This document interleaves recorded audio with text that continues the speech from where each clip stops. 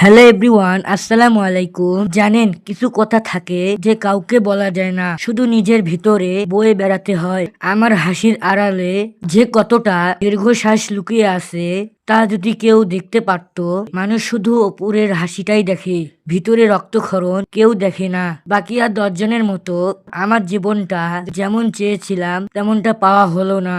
আমার জীবনে অনেক কিছু পেয়েও মনে হয় যেন কিছুই পাওয়া হলো না। এই যে ঘরটা দেখছেন, আমার শখের ঘর, নতুন করে উঠালাম, আমার ইনকামের টাকা দিয়ে তৈরি করেছি।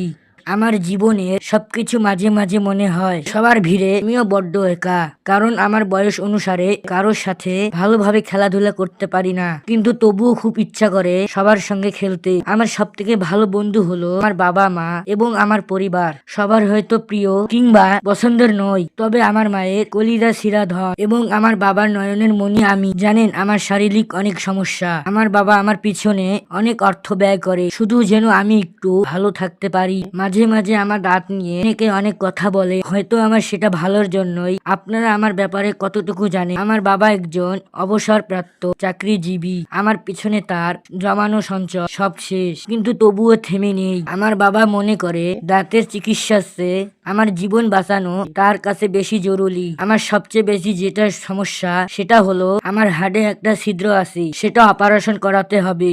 তাতে অনেক অর্থের প্রয়োজন। সবাই আমার জন্য দোয়া করবে এবং আমার পাশে থাকবে।